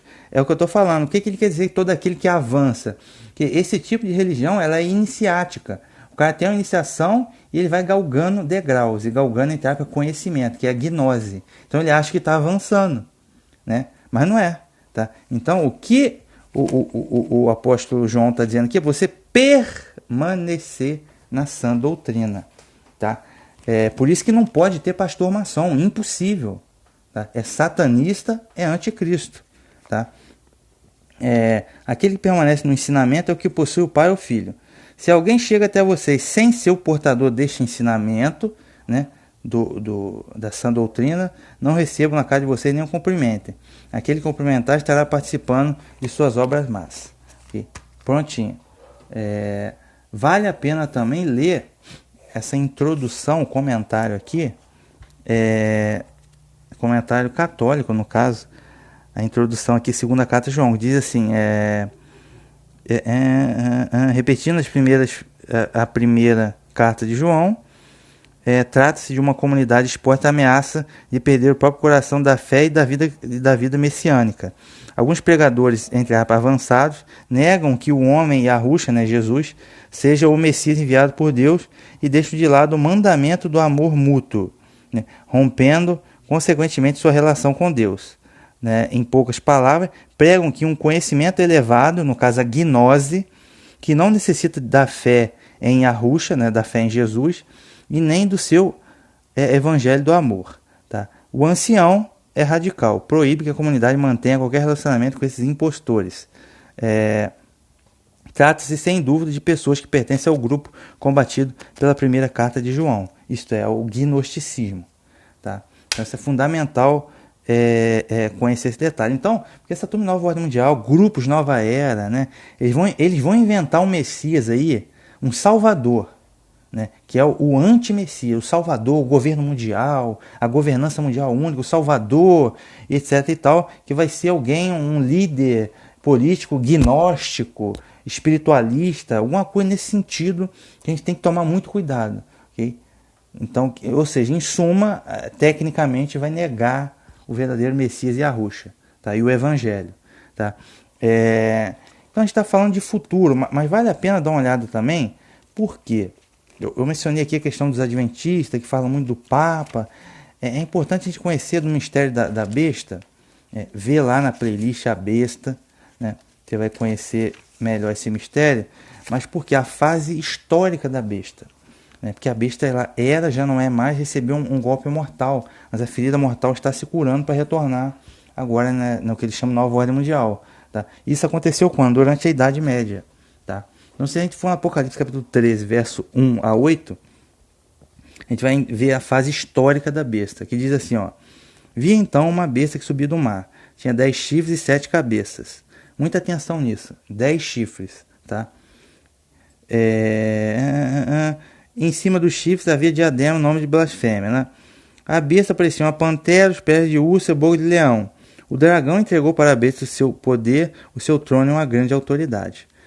Então, agora, mais uma vez, isso foi lá na época do Império, Sacro Império Romano Católico, o papismo medieval e tal. Isso vai acontecer de novo agora. Né? Muita gente duvida da questão do governo mundial. Né? Muita gente duvida. Uma das cabeças da besta parecia ferida de morte, mas a ferida mortal foi curada, é o que eu estou dizendo. Tá? Houve a ferida mortal, mas a ferida mortal foi feita, acreditamos, em 1798, quando o Papa Pio foi enviado pelo exílio, né, pelo exército napoleônico, e acabou seu poder temporal, seu poder político acabou a partir dali. Tá? Só que a ferida mortal desse sistema, que não necessariamente vai vir com a mesma roupagem, né, não quer dizer que o papismo vai voltar com a mesma forma. Tá? Eu acho pouco provável até, como acreditam os adventistas, mas que vai ter uma liderança política e religiosa a nível mundial, de novo. Tá? Então eu creio no conceito, eu não creio na vestimenta. Né? Uma das cabeças parecia de morte, mas a ferida mortal foi curada. A terra inteira se encheu de admiração para a besta e adorou o dragão por ter entregue a autoridade à besta. Tá? Continuando aqui, ó, verso 5. A besta recebeu uma boca para dizer insolências e blasfêmias. Recebeu também poder de agir durante 42 meses. Muita gente acha que esses 42 meses vai ser 3 anos e meio do reinado do anticristo e tal. Não. Tá? 42 meses, 1260 dias proféticos, que tem que ser transformado em anos literais. Portanto, 1260 anos literais, que foi do ano 538, quando os arianos foram expulsos de Roma e o Papa emergiu com uma máxima autoridade mundial, e até o ano 1798, tá? Durante toda a Idade Média. Tá? Que foi, ou quase toda a Idade Média, que foi o período que o Papa era a maior autoridade mundial. Tá? 1260 anos. Tá? Eles confundem com Daniel, capítulo 9, 3 semanas. 3 semanas, uma semana, né? Meia semana. Meia semana são 3 dias e meio, transferindo para profético, 3 anos e meio profético, que já se cumpriram. Tá? A profecia aqui do Apocalipse 3 não são 3 anos e meio proféticos. São 3 anos e meio literais. São 3 anos e meio, 42 meses, 1260 dias proféticos. São 1260 anos literais. Então isso aqui não tem que ver com a semana, lá meia semana do Daniel, capítulo 9. Tá? Esse é um erro de interpretação que põe abaixo todo o Apocalipse deles. Mas, então a besta abriu boca em blasfêmia contra Deus, blasfemando contra seu nome e a sua morada santa. Né? Verso 7. Foi permitido ela guerrear contra os santos e vencer. Recebeu autoridade sobre toda tribo, povo, língua e nação. Então todos os habitantes da terra adoraram a besta. Né? Pois essa fase aqui, de certa forma, essa profecia já se cumpriu durante a Idade Média. Okay? Exceto no que diz que a ferida mortal foi curada. Ela está sendo curada hoje. Tá? Mas essa profecia aqui fala de um período de 1260 anos, que é 1200... 42 meses, que ele está dizendo aqui no verso 5, que já se cumpriu durante a Idade Média. Então havia uma potência. Que potência é essa? Entre a Igreja Católica, né, comandada pelo Papa. Aí você tem que ver aquele filme Cruzadas, você tem que ver o filme O Nome da Rosa, tem que estudar livros de história, né, saber o que foi a Inquisição, o que foi as Cruzadas e outros eventos, o que foi o Sacro Império Romano. Tudo isso você precisa conhecer. Né? Quem foram... então, ou seja, 42 meses. Tá? A questão recebeu a boca para produzir blasfêmia contra Deus. Eu citei no episódio do Daniel capítulo 7, playlist, o livro de Daniel, as várias declarações que os diversos papas deram, tá? Cumprindo essa profecia, né? Recebeu poder, foi permitido ela guerrear contra os santos e vencer, ou seja, os discípulos, né, que vocês conhecem como cristãos, que não aderiram à ortodoxia do catolicismo, foram perseguidos. Por exemplo, os cristãos da Macedônia, né? Os judeus foram muito perseguidos pela Inquisição espanhola, e por aí vai. Os arianos foram mortos, né? Enfim. Né? A história é longa, mas as pessoas não conhecem. O pregador bíblico nunca abriu um livro de história, aí fica difícil. Né? Recebeu o poder sobre toda a tribo, povo, língua e nação. Aí precisa conhecer a história dos imperadores bárbaros, como o Clovis, dos francos, que deram autoridade ao Papa, o Império Bizantino de Justiniano, que deu autoridade, seus exércitos serviram o Papa para destruir os arianos. Tudo isso você precisa conhecer. Né? Tudo isso está aqui no Apocalipse capítulo 13. Só que o capítulo 13 do livro Apocalipse, ele é conjugado, essa profecia que eu li, do Apocalipse 13, 1 a 8, é conjugado com Daniel 7. Então as pessoas precisam conhecer o Daniel 7. Vou ler um pouquinho do Daniel 7 para mostrar que isso aqui já está conjugado, que é a fase histórica da besta. Então muitas coisas que aconteceram na fase histórica vão se repetir, né, hoje. Mas o líder não necessariamente vai ser o Papa, pode ser o que eles chamam de Maitreya, pode ser qualquer coisa, né? Não sabemos, está em aberto ainda. Tá? Por isso que é importante se analisar o contexto, as ideias, as ideias, não a roupa do nome de personagem. Daniel capítulo 7, né, é a visão dos 4 animais. Eu vou ler o verso 7 e 8, que diz assim, ó: depois disso eu continuava olhando as visões da noite. Eis aqui o 4º animal, terrível e espantoso, muito forte, tinha grandes dentes de ferro, devorava, fazia pedaços, pisava com os pés e sobejava. Era diferente de todos os animais que apareceram antes dele, e tinha 10 chifres. Esse animal é o Império Romano. Esse animal é o Império, não há dúvida, é o Império Romano. E ele, 10 chifres, o que significa esses 10 chifres? São os mesmos 10 chifres aqui da besta, né? Capítulo 13, verso 1 do Apocalipse? Sim. Só que nessa época aí da Idade Média, o Império Romano foi fragmentado pelas invasões bárbaras. Surgiram várias tribos bárbaras. 10 foram as principais. Né? Tinha 3 delas que eram arianos, que seguiam o cristianismo ariano, que eram Érulos, Vândalos, Ostrogodos. E outras 7 que aderiram ao cristianismo católico, que foi o quê? Os suevos, que se tornou a nação de Portugal, nação imperialista. A Espanha, que foram os visigodos, outra nação imperialista. Os bretões se tornaram a Inglaterra, outra nação super imperialista. Os francos se tornaram a França, inclusive era a tribo bárbara mais forte era os francos, que ajudaram o Papa a destruir os arianos, né, com Clovis, imperador Clovis. Tinha os burgundos, que se tornaram a Suíça, né? 5. Tem os lombardos, que se tornaram a Itália, e os germanos, que se tornaram a Alemanha. Né? Então foram basicamente essas 10 as principais tribos bárbaras, que são esses 10 chifres, 10 potências, e surgiram da fragmentação do Império Romano. Tá? Verso 8. Sendo que agora, na besta de novo, vai ter 10 chifres de novo, quando a besta retornar da sua ferida mortal. Agora, quais são as nações que serão, na minha opinião, uma coalizão, ou talvez pode ser o que o Conselho de Segurança da ONU se torne? Quais são as nações, não sabemos. Tá? Mas a estrutura é semelhante. Estando eu, verso 8 do Daniel 7, estando eu considerando os chifres, eis que entre elas subiu outro chifre pequeno, diante do qual 3 chifres caíram e foram arrancados. Tá? O que quer dizer isso? Que chifre pequeno é esse que surgiu? É uma estrutura chamada papismo, o Papa. Tá? Porque ele surgiu a partir do ano 538, quando os arianos foram expulsos de Roma. Né? O Papa emergiu como uma máxima autoridade política e eclesiástica. Tá? Esses 3 chifres que caíram foram justamente as 3 tribos bárbaras que seguiam o cristianismo ariano, que era considerado heresia por não acreditar na Trindade. Então os exércitos do Papa, os francos e o Império Romano Oriental, conhecido como Império Bizantino de Justiniano, formaram um exército e renderam a autoridade do Papa. Então percebam como na Idade Média tivemos um anti-Messias, um anticristo. Foi o próprio o próprio Papa, no caso. Tá? Diante do qual 3 chifres foram arrancados, foram as tribos arianas. E eis que nesta ponta havia olhos, como olhos de homem, que esta ponta era realmente um homem, né? A estrutura do papismo, cujo líder era o bispo de Roma. E uma boca que falava grandiosamente. Essa boca que falava grandiosamente é a mesma boca, né, que proferiu blasfêmias aqui no Apocalipse capítulo 13, verso 6. Percebam, tem tudo a ver uma profecia com a outra. Tá? Verso 5, a besta recebeu a boca para dizer insolência e blasfêmia. Verso 6, então a besta abriu a boca em blasfêmia contra Deus. Está blasfemando contra o seu nome e a sua morada santa. As declarações de blasfêmia, repito, estão no episódio que está lá na playlist do livro de Daniel, ok? Você precisa ir lá. Agora, voltando para o Daniel 7, sempre comparando com o Apocalipse 13.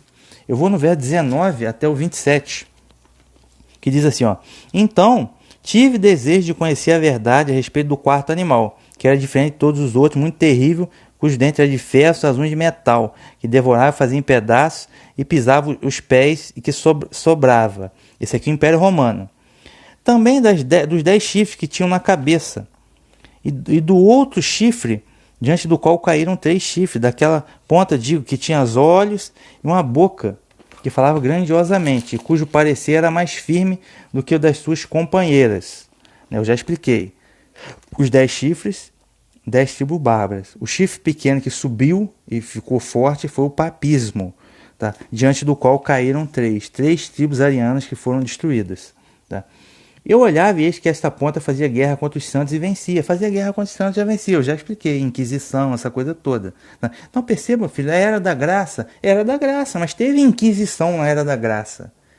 Teve o comunismo matando 16 milhões de cristãos na Rússia na Era da Graça. Okay? Na Era da Graça, teve as cruzadas, guerra. Na Era da Graça, teve a Guerra dos 30 anos, católico matando evangélico e evangélico matando católico. Metade da população do centro da Europa morreu na guerra. Era da Graça. 2 guerras mundiais na Era da Graça. Então, percebam, vocês não estão confundindo. Tá? Os caras confundem porque eles não conhecem a história. Aí fica achando que o Apocalipse vai se desenvolver em 7 anos lá, que vai ter um arrebatamento secreto deixado para trás. Ou seja, o desconhecimento total e absoluto da profecia. Tá? Continuando. Verso 22. E é importante a gente saber isso, porque essa situação da Idade Média vai se repetir agora na fase final, quando surgir o antimessias final. Tá? Porque a estrutura da besta é a mesma. Tá? Vai surgir de novo. Então é importante a gente conhecer a profecia para estar preparado. Né? Verso 22 do Daniel 7. Até que veio um ancião de dias e foi dado o juízo aos santos do Altíssimo, e chegou o tempo que os santos possuíram o reino. Tá? E disse assim: o quarto animal, o santo vai possuir o reino durante o período chamado de 1000 anos. Assista a playlist do Apocalipse, capítulo 20, que é fundamental. E disse assim: o quarto animal será o quarto reino da terra, o qual será diferente de todos os reinos, e devorará toda a terra, e pesará os pés e fará em pedaços. Tá? Que reino foi esse? O Império Romano. O Império Romano acabou. Sim, o Império Romano acabou. Mas toda a civilização ocidental era forjada, baseada nos conceitos, né, da vida do Império Romano e Império Grego. Tá? Nós falamos o idioma português, que é derivado do latim, né, que era o idioma de Roma. Né? Então as potências que saíram de Roma, as tribos bárbaras, tornaram Portugal, Espanha, colonizaram a América. Né? Inglaterra, França, colonizaram a África. Aí você precisa entender isso. O Império Romano se fragmentou, mas surgiram várias potências. Tá? Né?